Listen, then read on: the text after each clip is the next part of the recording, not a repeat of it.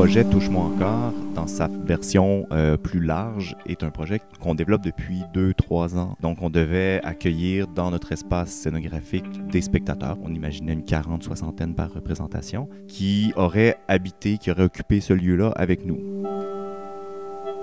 On a été invité à réfléchir une adaptation. On parle d'intimité, de petites bulles, de petits cocons. Cette porte d'entrée-là, cette fenêtre-là, donc par la fenêtre, l'idée de la caméra devenait tout à fait appropriée.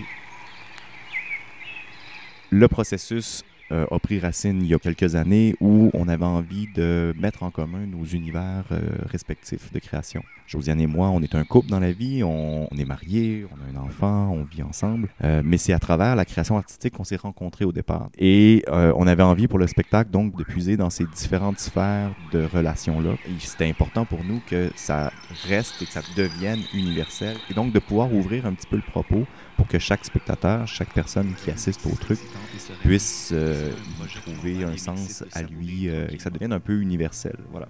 Tu es si belle, Josiane. Ton cœur est vrai, ton regard est clair, ton corps est magnifique. Tu me fais sentir beau à mon tour. Merci pour ton message d'amour. Je le lis au lit et je suis touché, souriant et fier. J'aime beaucoup les œuvres cinématographiques, œuvres vidéographiques, donc j'ai dit à Philippe, on pourrait en profiter pour faire un hybride entre le spectacle d'art vivant et une œuvre plus visuelle.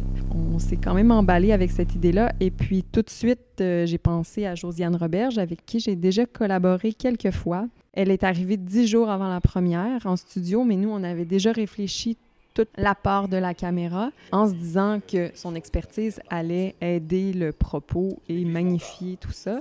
Pour elle, c'était une très grande chorégraphie. Là, moi, je lui ai dit, envisage-le comme ça parce que tu vas être vraiment avec nous dans l'espace, à bouger. C'était une magnifique expérience avec Josiane.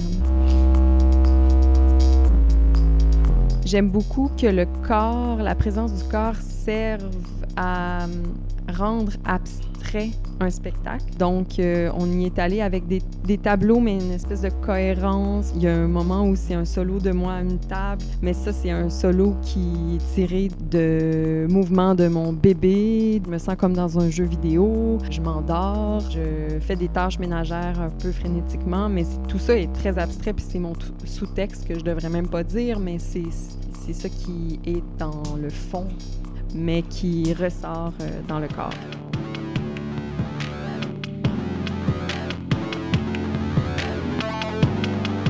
Le corps qui s'exprime par la danse. Il y a quelque chose de très malléable. Tu sais, tous ces morceaux ces scènes-là plus chorégraphiques, on les a écrites en studio, on a exploré et on a travaillé du vocabulaire de mouvement. Basé sur des ressources sensibles qu'on avait, par exemple, de dire, OK, là, ce serait le fun d'être plus dans l'interdépendance, on a besoin de l'un de l'autre pour se soutenir, se porter, s'amener quelque part. Et c'est un peu comme un texte blanc, c'est-à-dire qu'il y a ce contenu-là, ces éléments-là d'expression, mais le sens qui en ressort et tout d'un coup, la charge symbolique ou poétique qu'on peut y appliquer va dépendre de là où on l'insère dans l'écriture globale du spectacle. Ça devient un niveau de présence très malléable, facilement sculptable pour écrire finalement la dramaturgie, le fil dramaturgique du spectacle.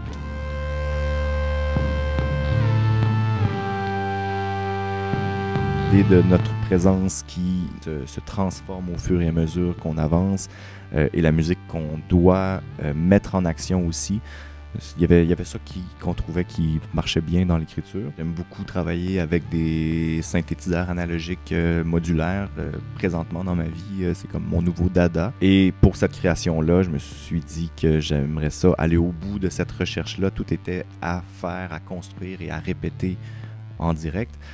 Donc ce côté-là un peu fragile, très organique, de rajouter cette couche de chantier-là à un projet qui est en fait un grand chantier en développement. La scénographie suggérait ça, les murs qui sont en fait des structures de murs ajourés là, où il resterait à mettre du J-Proc, mettons.